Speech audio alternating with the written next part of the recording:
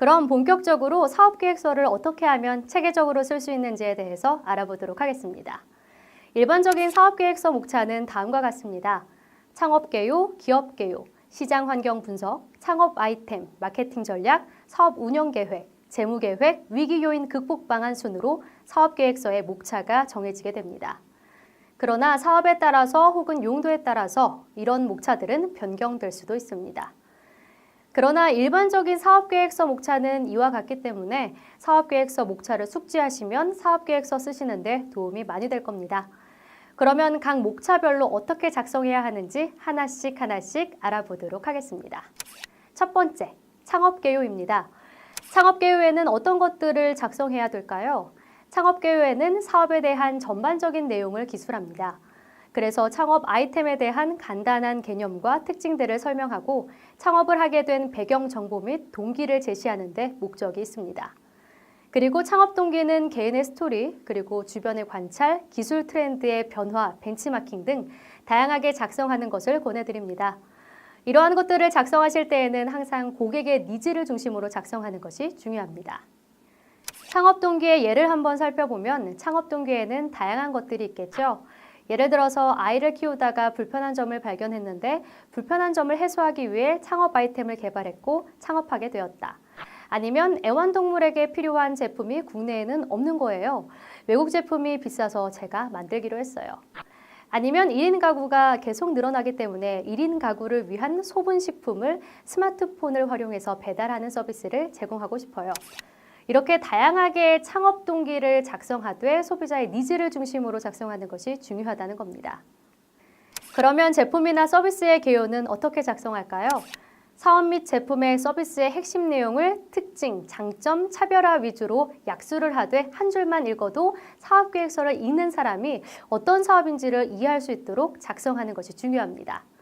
그래서 제품이나 서비스의 개요 예시를 살펴보면 ICT 기술을 활용한 맞벌이 부부를 위한 자녀 돌봄 인형 개발 이렇게 써놓는 거죠. 그런데 실수하는 부분은 그냥 이제 자녀 돌봄 인형 개발이라고 하면 실질적으로 어떤 차별성이 있고 어떤 고객이 타겟인지 이해하기가 쉽지 않습니다. 그렇기 때문에 창업 아이템에 대한 개요를 작성할 때는 어떤 기술이 활용이 되고 어떤 타겟 고객인지를 명확하게 작성해 주시면 다른 사람이 한 줄만 읽더라도 이 사업에 대한 전반적인 내용을 이해할 수가 있는 것이죠. 또 다른 예는 사진, 영상 촬영 전문가를 위한 카메라와 영상 장비 공유 서비스라든지 간단한 반려동물 물품을 손쉽게 구입 가능한 자판기라든지 이런 예시들과 같이 작성해주면 사업계획서를 다 읽어보지 않더라도 창업자가 하고 싶은 사업이 무엇인지에 대해서 쉽게 인식할 수 있습니다. 그렇다면 사업 목적은 어떻게 써야 할까요? 사업 목적은 사업 계획서의 제출 용도 및 아이템의 특성에 따라 본 사업으로 인해 얻어질 수 있는 기대 효과에 대해서 수익성 측면과 공익적 측면을 강조해서 약술하는 게 좋습니다. 예를 들어서 소카의 사업 목적을 한번 볼까요? 소카의 사업 목적은 크게 세 가지로 나뉩니다. 경제적인 가치, 환경적인 가치, 사회적인 가치로 나뉘는데 자기 차량 소유 대비 연 309만 원의 비용 절감을 해준다는 경제적 가치와 이산화탄소를 줄일 수 있다는 환경적 가치, 그리고 개인의 재화를 사회적 자본으로 전환해서 언제든지 사회적 비용을 절감한다라는 사회적 가치를 표방하고 있는 겁니다. 이렇듯 사회적 사업 목적을 작성하실 때에는 이런 식으로 수익성 측면과 공익적인 측면을 강조해서 약술하는 것을 추천해 드립니다. 그러면 두 번째, 기업 개요는 어떻게 작성할까요? 기업 개요는 기업 현황을 작성할 때 예상되는 회사 현황을 작성해 주시는 것이 좋습니다. 특히 이렇게 표를 기입해서 회사명, 설립일, 업태, 예상 매출액, 기타 내용을 작성하시는데 일반적으로 우리 회사의 현황을 간단 명료하게 작성해 주시는 것을 추천해 드립니다. 그리고 조직 구성 및 핵심 역량을 작성할 때 조직 구성은 주요 인력이 추구하는 사업 목표와 부합되게 조직화되었는지, 기업의 지배 구조가 제대로 구축이 되었는지, 주요 경영진과 인력이 필요한 경험, 능력, 자질을 보유하고 있는지를 파악하는 것이 좋습니다. 특히 관련 업종과 우리 조직 구성에 부합하는지가 중요한데 실제 IT와 관련된 창업을 준비할 때는 조직 구성원 중에 충분한 IT 능력을 갖고 있는 것이 사업계획서를 쓰실 때 매우 도움이 될 겁니다. 핵심 역량의 경우 경쟁업체가 흉내내지 못하는 기업 고유의 강점에 대해서 작성해 주시면 되는데 예를 들어서 혁신적 사고일 수도 있고요. 저렴한 가격, 고급 소재, 고급 인재, 우리가 보유하고 있는 특허, 디자인 능력 등이 핵심 역량의 예가 될 수 있습니다. 조직 또는 업종에 맞춰서 작성을 하시면 됩니다. 그래서 한눈에 봐도 조직을 어떻게 구성해서 사업을 할 것이냐를 보여주면 되는데 이것은 생략이 가능하기 때문에 필요에 따라서 그림이나 도표로 작성하시는 것을 권해드립니다. 그리고 팀원의 역량에 대해 작성할 때에는 사업 추진을 위한 조직 구성도를 작성한 후 각 팀원들의 역할에 따라 조직 도상의 포지션을 지정하고 사업 아이템과 관련된 이력 등을 중심으로 조직원의 핵심 역량을 기술하는 것이 좋습니다. 예를 들어서 여기가 게임을 개발하는 스타트업이다 라고 하면 홍길동이라는 사람은 무슨 대학교의 컴퓨터공학과를 졸업했습니다. 이분의 주요 경력은 게임 기획 전문가 자격증을 보유하고 있고 각종 공모전에서 수상한 경력이 있습니다. 그래서 담당 업무는 사업총괄, 게임 기획자, 마케팅 총괄입니다. 그러면 읽어보는 사람의 입장 혹은 사업계획서를 평가하는 사람의 입장에서 보면 팀원의 역량과 사업 목표가 잘 맞다라고 느껴지게 되는 거죠. 그래서 사업계획서를 쓰실 때 팀원의 역량은 가급적 그 팀원이 갖고 있는 자질과 담당 업무가 일치되게끔 작성해 주시는 것이 중요합니다. 그리고 보유 네트워크는 창업기업의 경우 자원이 항상 부족하기 마련입니다. 인적 자원도 부족하고 물적 자원도 부족합니다. 그렇기 때문에 약점을 보완하기 위해 제휴기업을 소개하거나 네트워크 등을 통해 활용 가능한 자원을 어필할 필요가 있습니다. 한마디로 우리가 부족한 자원을 어떻게 보완할 것이냐를 이런 보유 네트워크 항목에서 드러낼 필요가 있다는 거죠. 보유 네트워크에는 다양한 것이 있지만 구매처, 판매처, 디자인, 기타가 있습니다. 구매처는 우리가 어떻게 원재료를 싸게 갖고 올 것이냐, 소재를 어떻게 하면 싸게 갖고 올 것이냐, 부품을 어떻게 원활하게 수급할 것이냐에 대한 구매처 네트워크를 작성해주면 좋고요. 판매처는 유리한 조건으로 고정적 납품이 가능한 판매처가 있어서 이 사업계획서에 기재가 된다면 해당 사업계획은 매우 사업성이 있어 보이는 것이죠. 그리고 제품 디자인, 그래픽 디자인, 웹 디자인 등도 가능한 인적, 물적 네트워크가 있으면 적어주시는 것이 도움이 될 것입니다. 그러면 세 번째, 시장 환경 분석은 어떻게 작성해야 할까요? 시장 환경 분석을 할 때는 거시경제 요인 중에서도 관련 산업 및 사업에 가장 민감하게 영향을 미칠 수 있는 요인들을 선택해서 중점적으로 분석하고 민감도를 예측하는 것이 필요합니다.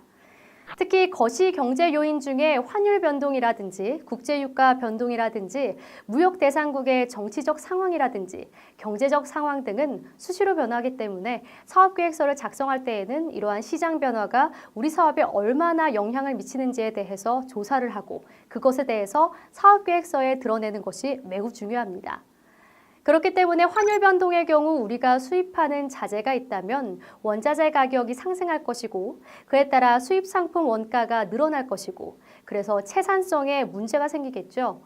주요 부품을 수입해서 쓰는 IT 기업이나 생활용품, 식재료 등 이 소비재 제품들, 특히 도소매나 수입업들은 이런 거시경제 요인에 많은 영향을 받는 것이죠. 이런 영향을 받는 업종들은 시장 환경을 조사할 때 환율의 변동에 대해서 충분히 기입을 해주거나 유가 변동, 무역 대상국의 정치, 경제 상황 변동, 이자율 변동 등을 기입해주는 것이 사업계획서의 객관성이나 신뢰성을 높이는 데 매우 도움이 됩니다. 그리고 우리가 속한 산업의 현황도 중요합니다. 관련 산업에 미치는 요인들, 즉 정부의 법률 개정, 관련 기술의 개발, 주요 소비 트렌드 변화, 비정부 기구의 압력 등에 대해 심도 있게 분석, 평가하여 선택하도록 합니다. 우리가 속한 산업이 IT 산업일 수도 있고 사회 서비스일 수도 있고 외식 산업일 수도 있고 사회적 기업일 수도 있습니다. 그런 산업들에 대한 기술 개발 동향이라든지 정부 정책 방향이라든지 향후의 글로벌 경제 상황 등을 면밀하게 분석하여 산업을 전망할 필요가 있는데요. 여기서 팁을 하나 드리자면 창업가분들이 구글이나 네이버 등에서 관련 시장 자료를 찾으실 텐데요. 그러면 어떤 연구자나 어떤 보고서에는 해당 산업에 대해서 매우 부정적으로 쓴 그런 보고서들도 있는 반면에 긍정적으로 쓴 보고서도 있을 겁니다. 그러면 우리가 이 두 개의 보고서 중에서 어떤 자료를 사업계획서에 활용하는 것이 좋을까요? 바로 긍정적인 내용의 보고서를 사용하시는 게 좋습니다. 긍정적인 내용의 보고서는 사업계획서 내의 사업을 좀 더 사업성 있게 보이도록 해줍니다. 그리고 보고서 활용 시에는 꼭 출처를 남기셔서 객관성과 신뢰성을 사업계획서를 읽는 사람들이 느낄 수 있도록 해주셔야 합니다. 그렇다면 산업 전망에 대한 예를 한번 살펴보도록 하겠습니다. 예를 들어 제가 자동차 튜닝과 관련된 사업을 준비하고 있다면 아마도 자동차 튜닝 관련된 산업에 대해서 조사를 할 겁니다. 그러면 이런 자료를 활용하는 것이 사업계획서를 쓰시는 데 도움이 될 텐데요. 예를 들어서 자동차 튜닝 산업에 대해서 조사를 해보았더니 그동안 더디게 성장해온 우리나라 튜닝 산업이 정책 지원과 소비자 인식 개선에 따라 2017년도부터 본격 성장해 2020년도에는 4조 3,256억 원에 이를 것으로 내다보고 있음. 분야별 연평균 성장률은 전문 튜닝 7%, 용품 및 액세서리 6.6%, 구조 변경 5.2%, 연관 산업 1%로 예상하고 있다. 이렇게 산업 자료를 쓰실 때는 앞서 말씀드렸듯이 전망이 밝고 성장 가능성이 있다라는 내용의 자료들을 쓰시면 우리가 하고 있는 사업 아이템이나 제품들의 사업성이나 수익성이 있어 보이도록 어필할 수 있는 것이죠. 경쟁사 분석을 할 때 제일 중요한 건 도표를 통해서 비교 분석을 해주는 것이 좋습니다. 바로 객관적으로 느껴져서 신뢰성과 객관성을 읽는 사람들이 가질 수 있기 때문인데요.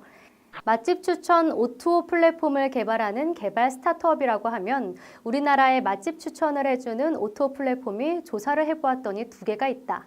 하나는 다이닝 코드가 있고 하나는 식신이 있다. 그러면 우리는 이 두 업체보다 뭐가 더 낫다라는 것을 이렇게 도표로 해서 앱의 개요, 수입 모델, 타겟팅, 장점, 단점, 비교 등을 나타내주면 실제 읽어보는 사람의 입장에서는 차별화 내용을 쉽게 파악할 수 있습니다. 다음, 창업 아이템은 어떻게 작성해야 하는지에 대해서 설명해 드리겠습니다.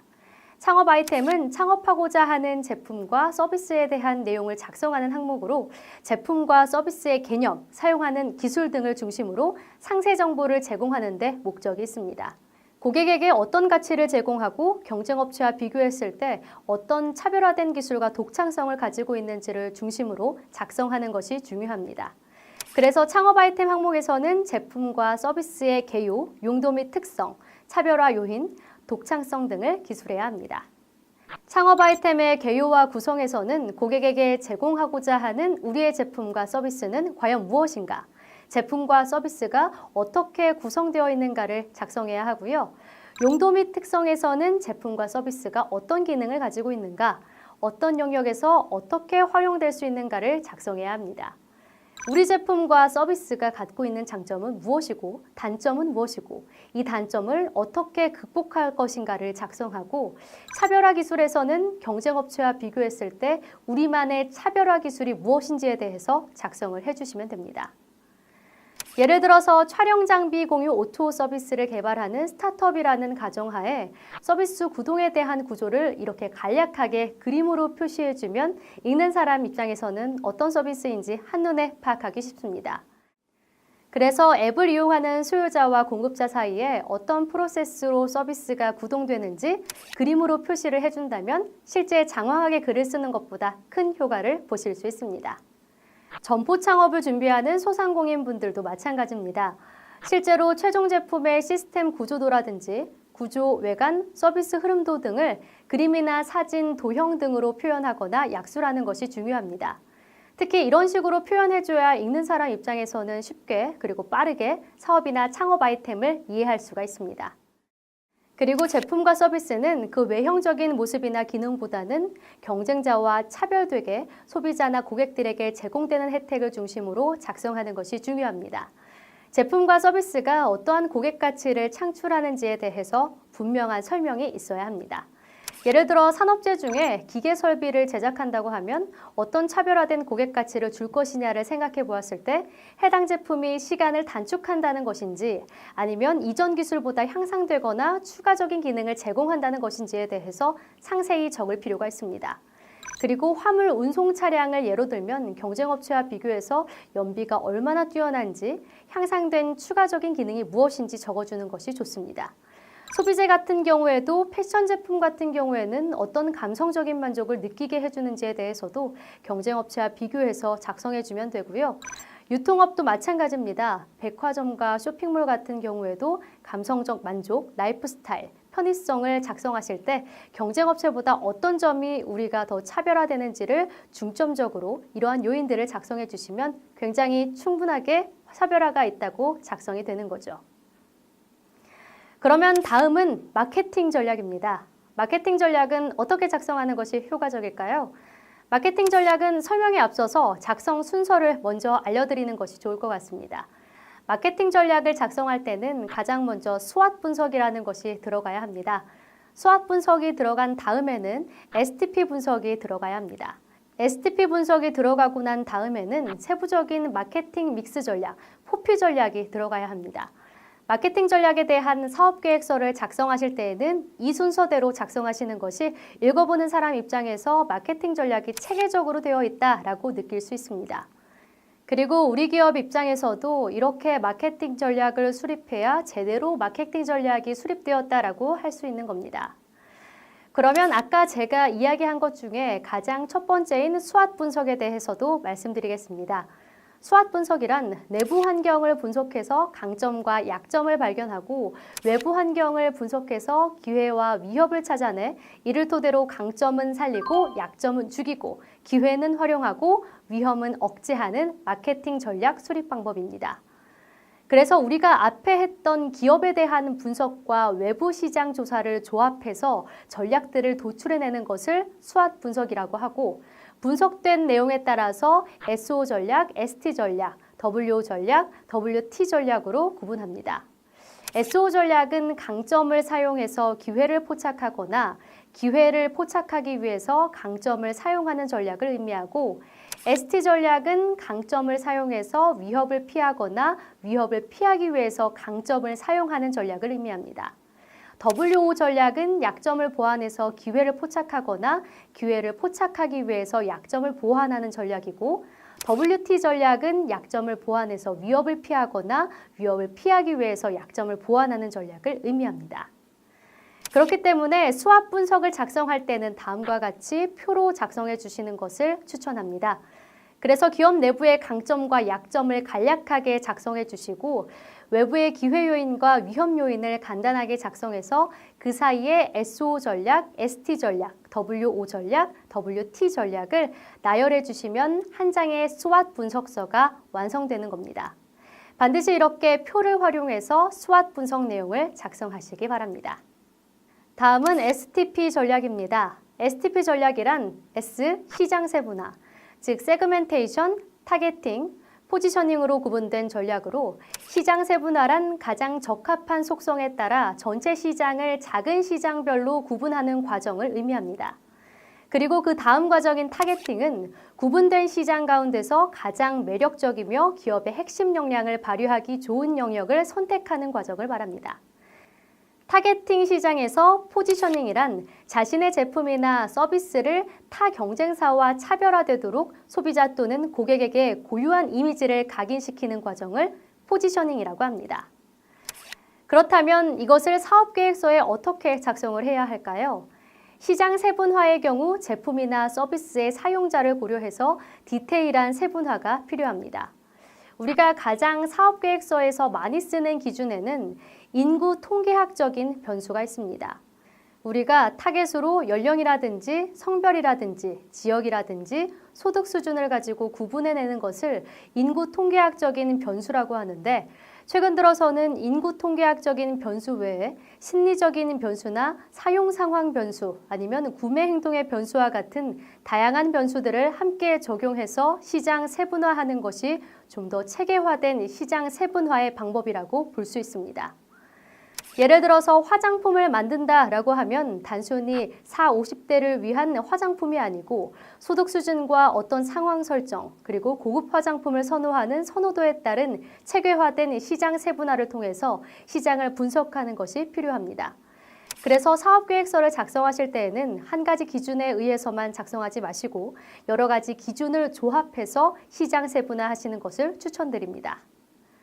그 다음 과정은 타겟팅인데 타겟팅의 요건은 시장 세분화를 통해 구분된 시장 또는 그룹 중 어떤 곳에 집중할 것인지를 선택하는 겁니다. 그래서 타겟팅과 같은 경우에는 크게 세 가지를 기준으로 삼고 있습니다. 하나는 세분 시장의 요인, 두 번째는 경쟁 요인, 세 번째는 적합성입니다. 그래서 이런 세분 시장이 앞으로도 성장 가능성이 있는지, 그리고 규모는 충분한지에 대해 따라서 타겟팅을 할 수 있는 거죠.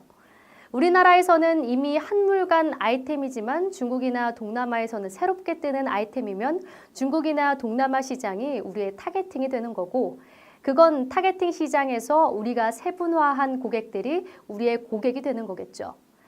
그리고 경쟁 요인, 예를 들어서 서울에는 우리와 같은 경쟁자가 굉장히 많다면 부산에는 조사를 해보았더니 경쟁자가 별로 없다라고 하면 부산에서 먼저 사업을 하는 것도 경쟁 요인에 따른 타겟팅을 달리하는 방법입니다.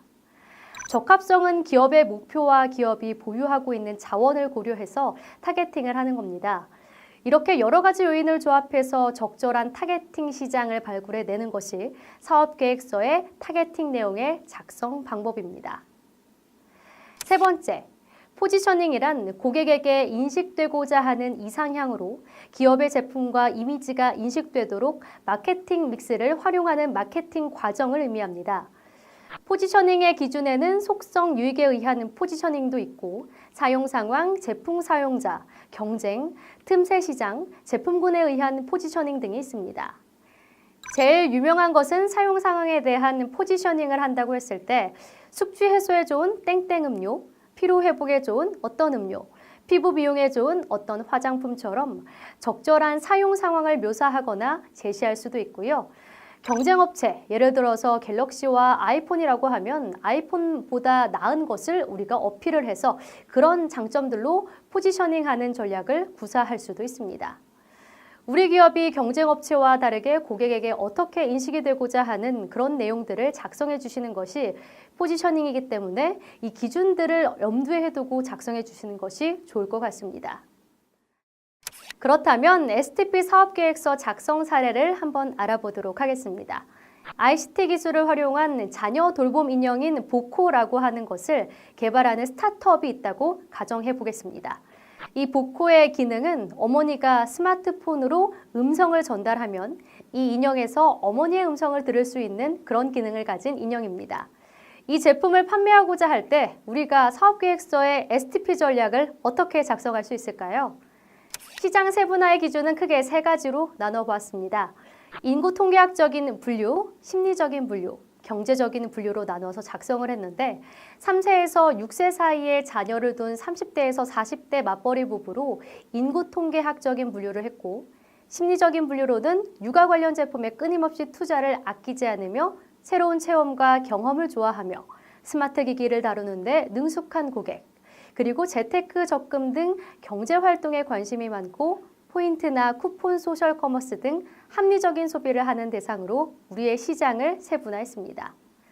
그럼 이런 세분화된 시장에서 어떤 고객을 우리의 타겟으로 할 것이냐라고 봤더니 아이가 부모와 대화를 하기 시작하는 3세에서 6세 사이의 아이들 중에서 30대에서 40대 맞벌이 부부로 조부모 또는 외조부모가 자녀를 돌봐주는 가정, 그리고 새로운 것을 받아들이는데 거부감이 없으며 자녀에게 좋다면 다양한 시도에도 서슴없는 고객, 그리고 육아용품을 고를 때 브랜드보다는 가격, 성능, 후기 등을 꼼꼼하게 참고하는 고객을 우리의 타겟으로 잡는 것이죠. 그런 다음에 우리의 포지셔닝은 고객들이 인식했을 때 가격은 중간 정도, 그리고 신용적인 디자인을 느끼게 해주는 것이 우리의 포지셔닝 전략이 될 수 있습니다. 그렇게 STP 전략까지 완성을 했다면 구체적으로 이제 4P 전략을 수립해야 합니다. 4P 전략이라고 하면 제품, 프로덕트, 프라이스, 가격, 플레이스, 유통, 프로모션, 판촉 전략입니다. 그런 네 가지로 구분하여 작성을 해주시되 실질적으로 표로 해서 작성해 주셔도 되고요. 따로 필요한 부분만 따로 떼어서 작성해 주셔도 됩니다. 제품 같은 경우에는 품질, 기능, 디자인, 브랜딩, 제품의 혜택이 강조되게 작성을 해주시되 차별화된 특징과 기능을 위주로 쓰시는 것이 좋습니다. 가격의 경우 제품에 따른 가격을 설정하고 설정된 가격에 대한 근거를 설명해 주거나 경쟁업체와 비교해서 우리의 가격을 제시한다면 설득력을 높일 수 있습니다. 유통 같은 경우에는 제품과 서비스를 고려해서 온라인, 오프라인의 채널을 구체적으로 작성을 해주시면 좋습니다. 판매 촉진은 기업이 보유한 한정된 자원을 최대한 활용할 수 있는 판촉 방법으로 매스 광고, SNS, 전시회 참여, 할인 이런 것들을 기재해 주시는 것이 좋습니다. 다음은 사업 운영 계획을 어떻게 작성하는지에 대해서 설명드리도록 하겠습니다. 사업 운영 계획은 창업 아이템의 생산 및 운영 계획을 기술하는 것으로 제품과 서비스를 얼마나 어떻게 생산하고 어떻게 판매 전략을 구상할지에 대해서 체계적으로 설명하는 데 목적이 있습니다. 사업화에 위험 요소가 없는지 검토하고 생산부터 운영 관리, 판매에 이르는 계획을 유기적으로 이어지게 수립하는 것이 중요합니다. 그래서 생산 계획의 경우 제품 생산은 자체적으로 할 것인지 외주로 할 것인지 원자재는 어떻게 조달할 것인지에 대해서 작성해 주시고요. 운영 관리의 경우 우리의 부족한 인원은 언제 어떻게 확충할 것인지 운영상의 위험 요소를 어떻게 국복할 것인지에 대해서 작성해 주시는 것이 좋습니다. 추진 체계는 최종 목표 달성을 위해 참여하는 파트너는 누구인지 그리고 달성하고자 하는 최종 목표는 무엇인지 주요 활동들의 예상 소요 일정은 얼마나 되는지에 대해서 작성해 주시면 됩니다.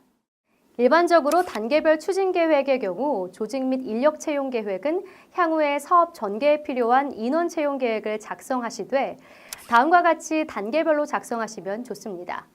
예를 들어서 2016년 9월에는 어떤 단계에서 어떻게 추진을 할 것이고 10월 달에는 어떤 것을 추진할 것이고 12월 달에는 어떤 것을 추진할 것이고 이렇게 단계별로 추진 계획을 적어주시면 사업 운영 계획을 체계적으로 볼 수 있습니다.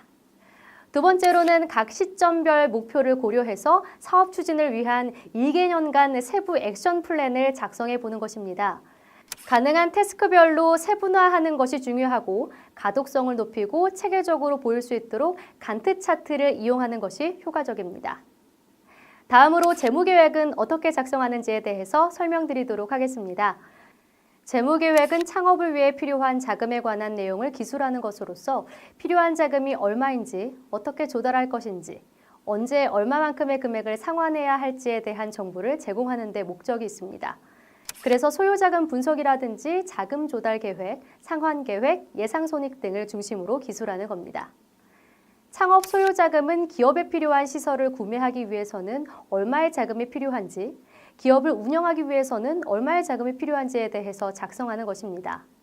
자금 조달 계획은 필요한 자금을 조달할 수 있는 총 금액이 얼마인지, 자금을 조달할 때 들어가는 비용이 얼마인지에 대해서 작성을 하고, 상환 계획은 조달한 자금을 언제 어떻게 상환할지에 대해서 작성하는 겁니다.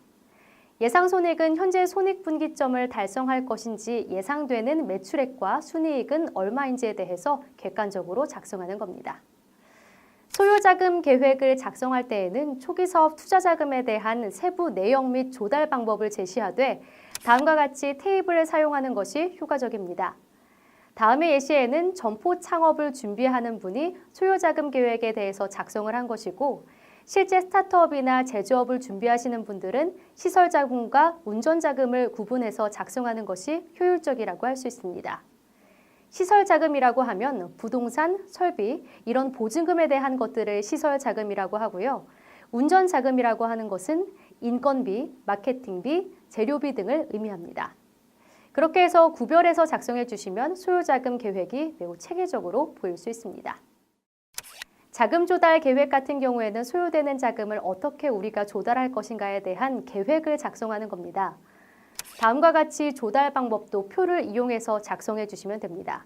조달 방법에는 자기자금, 금융차입, 정부지원자금, 소상공인 지원자금 등으로 이렇게 구별해서 작성해 주시면 매우 체계적으로 자금 조달 계획이 수립되었다고 보일 수 있습니다. 다음으로 추정 손익계산서는 제품 및 서비스의 품목, 업종에 맞게 적절히 추정 손익계산서를 작성하시되 그에 따른 추정 근거를 기입해 주는 것을 추천해 드립니다. 예를 들어서 1차년에 우리가 매출 5천만 원, 2차년에 5억, 3차년에 70억을 한다라고 한다면 그러한 추정 근거를 작성해 주시되 매출액의 경우 2018년 하반기 출시를 목표를 하고 있고 2020년에는 5만 가맹점을 목표로 하고 있어서 70억을 예상을 합니다. 영업이익의 경우 마케팅 홍보 비용의 매출의 40% 이상을 지출하며 영업이익률은 30%로 예상하고 있습니다. 당기순이익의 경우 금융비용 및 기타 영업의 비용을 계상하면서 당기순이익률은 25% 이상 예상을 하고 있습니다. 라고 추정 근거를 간단하게 작성해 주시면 보다 신뢰성 있고 객관적인 추정 손익계산서 작성이 가능합니다. 마지막으로 위기 요인 극복 방안은 어떻게 작성하는지에 대해서 설명드리도록 하겠습니다. 사업의 위기는 잠재적으로 항상 존재하고 있습니다. 경영관리 목적으로 필요하며 제3자로부터 사업계획의 신뢰도를 높이기 위해서 사업 위기 대응에 대한 내용들을 기입해야 합니다. 초기 자금 조달에 대한 문제라든지 잠재 경쟁자의 진입이라든지 입지가 불리하다든지 아이디어 고갈 등 다양한 위험 요소 등에 대한 위기 대응 방법에 대해서 작성을 하는 것입니다. 예를 들어서 핸드메이드 업종을 내가 하고 있는데 그런 것에 대한 위기를 어떻게 극복하는지를 사업계획서에 작성하실 때에는 다음과 같이 작성하시면 됩니다. 아이디어 고갈 염려가 있다. 그렇다면 우리는 소비자들의 아이디어 공모를 해서 새로운 아이디어를 창출하겠다. 대량 생산이 어렵다. 단체 고객일 경우에는 지역 공장과 업무 제휴를 통해서 대량 생산 시스템을 구축하겠다. 입지가 불리하다. 공유 점포를 활용하고 고급 개인 커피숍과 제휴를 하고 온라인 모바일로 판매를 강화하겠다. 이런 식으로 사업 위기가 될 만한 요인들을 작성해 주시고 극복 방안을 작성해 주시면 보다 더 신뢰성을 높일 수 있는 사업계획서가 될 수 있습니다. 이상으로 사업계획서 작성 전략에 대해서 말씀을 드렸고 마지막으로 평가위원이 보는 사업계획서가 있습니다. 그래서 사업계획서에 점수를 매길 때 평가지표들을 알고 계신다면 보다 더 사업계획서를 작성하시는 데 도움이 되지 않을까 생각됩니다. 사업계획서의 일반적인 평가지표는 창업의지, 사업성, 기술성으로 구분되어 있습니다. 그래서 창업자의 의지나 창업 아이템의 차관 배경이 얼마나 객관적이고 아이디어가 돋보이는지, 사업성의 경우 사업 아이템의 시장 진출 가능성이 얼마만큼 있는지, 그리고 경쟁업체에 대비해서 얼마만큼 경쟁력을 확보하고 있는지, 그리고 기술 경제적 파급 효과가 얼마나 되는지에 대해서 평가를 합니다. 기술성과 같은 경우에는 기술 수준, 얼마만큼 높은 기술, 진입장벽이 높은 기술을 활용하는지, 아이템을 실제 개발할 수 있는 능력이 있는지, 그리고 아이템이 얼마나 독특한지에 대해서 검토를 하게 됩니다. 그래서 사업계획서를 작성하실 때에는 이런 평가지표를 고려해서 앞서 말씀드린 작성 전략에 맞게 작성하시면 됩니다.